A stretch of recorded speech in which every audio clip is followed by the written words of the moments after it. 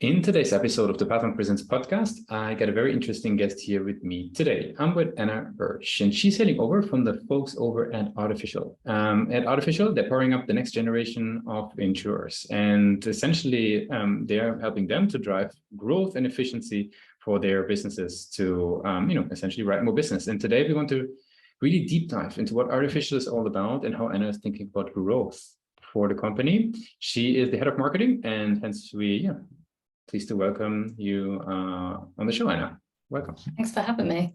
Of course, yeah. So give us maybe a quick overview in your own words. What would you say is Artificial all about?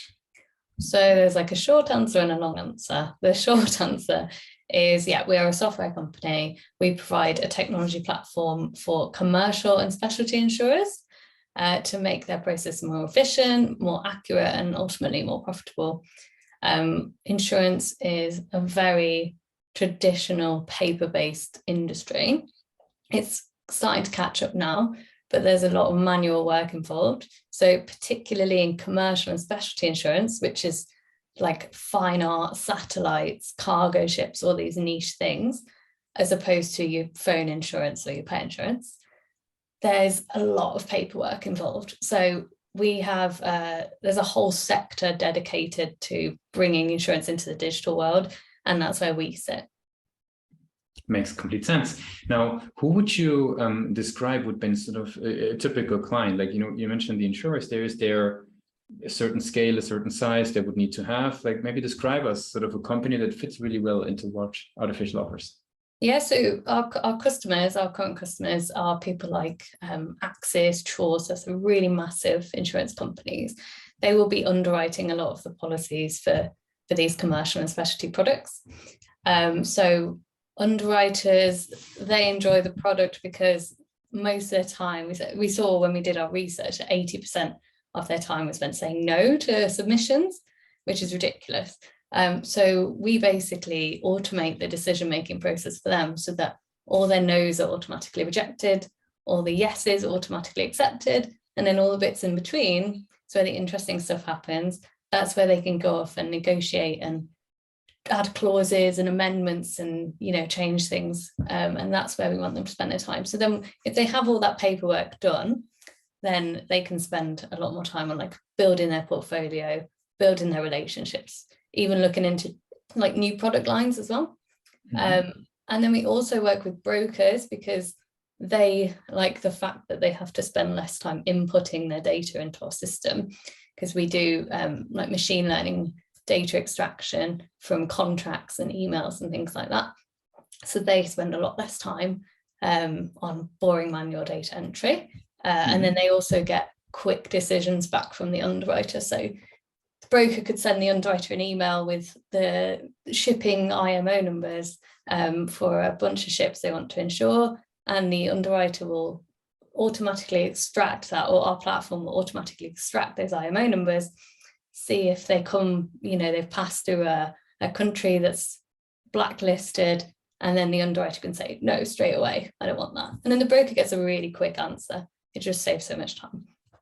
Sounds like it's exactly speeds up the process quite a bit. What would you say is, who's typically the champion within those organizations, within those insurers? Like, is there sort of like an operations team? Is there the actual underwriters themselves? Like, who would be the champions within the organizations? So I would say chief underwriting officers, lots of innovation, heads of digital, CIOs, all that kind of thing. We talk to a lot of different people. At the brokers, we talk to like the heads of broking, we'll talk to the heads of underwriting, but a lot of the time we're seeing now more and more of these innovation roles crop up in insurance, because I think they're catching up and they realize that things are moving to the future and they can't stop it. So they may as well get on board, if you see what I mean. And what would you say at the first place? How do they learn about Artificial? Like, what's kind of the journey that they're going through? In other words, what are the channels that you guys leverage for growth? So because it's quite a traditional industry, word of mouth is really strong in insurance. So a lot of it is like who you know, face-to-face contacts, networking. Obviously in COVID that kind of changed, but we're seeing that it's going back to how it was before now. Lots of conferences, lots of networking events. But what our problem is when we started, it was so hard to get our name out there because we didn't know everyone. We didn't have this like word of mouth, presence. So we focused on doing lots of content marketing to get us out there as a credible and trustworthy brand. So we thought, if we show that we're experts in this, this, and this, because we have a lot of insurance experts on our team, then people will start to find our content and they will realize, oh, Artificial know what they're talking about. We can trust them with other questions, so they'd get in touch with us, or they'll investigate the other pages on our website where we have like more niche content. So that's worked really well. We've had deals come to us just because someone searched for algorithmic underwriting and we're the top of Google, and they thought, oh, they must know what they're talking about. So they get in touch with us. We ended up having a meeting with them, and then we get inbound inquiries from that. So content marketing has been a big part of us getting our name out there. But now that we're slightly bigger, I've been trying to get the sort of personal brand of our co-founders. So I send our CCO and co-founder David off to conferences to make him speak on panels and do presentations and network. And that's really helped boost the brand as well. Because I think at the top of every really successful company, you have this like figurehead, especially in these tech startups, you have the enigmatic founder. And I think we need to make the most of that as well. So it's kind of a combination. Makes sense. Super interesting. Now, what role, I mean, you alluded to it a little bit, what role do you think does the website play at the moment? How do you think about the page? Massive. So we've invested a lot of time and effort into our website. It's always been something that we've seen as important. But last November, so about a year ago now, we did a massive rebrand because we knew that it needed to be more mature. We needed like a more mature website to go with the maturing brand that we were becoming, because we were being taken more seriously. There was a sort of startup theme going on in the market, I think, with websites where you had a lot of cartoons and imagery a couple of years ago, which was big back then, but I think that trend's sort of gone now. So we wanted to get out of that and be seen as a more sort of credible grown-up brand. And we had a lot of compliments on our website. We made a big deal of it. We sent it around to all our partners, and we've seen a lot more interest. And I don't know if that's just because we've grown anyway, but I don't think the website has harmed that. It just works better, and there's a lot more information on it. The blog, we pay attention to the blog. We do a lot of work on that. Try and get like the insurance experts on the team to write blogs, and I will help edit them and help write them. And then the technical experts as well. So it's a real like team effort. Very cool. That brings me to the question. I mean, you brought up sort of, did you revamp the website? Where do you see the role of the website evolving towards? Is there sort of, because every time I love to ask people, what they see as the strength of the website versus where they see room for improvement. How do you look at that? Like you already kind of described the strength. Yeah. Anything where you see room for further improvement? Yeah, so I think one of the things that we would like to do is add some landing pages. So really specific stories almost that we can send to an underwriter or broker where they can happen upon it and see, the story that they will go on. Because at the moment they can come on the website and they see, okay, this is an overview of the product. This is the blog about a really niche topic. But I find that narratives and storytelling works really well in marketing. And if you can take someone on this journey, then that could be really effective in getting them to talk to you. So I think as we grow, I'm going to start putting some nice landing pages on there. And then equally, when people ask us for information, we can send it to them instead of sending them a document, which will just get lost on their computer. Makes sense. Very cool. Now, we talked a bit about what you guys are doing at Artificial, who you're serving, the types of customers you're working with. I'd love to learn a little bit more about your journey as a marketer. So there is so much content out there, right? You could read and learn and study all day long as a marketer. What's your go-to places? Where do you personally feel you're getting, good insights and good information?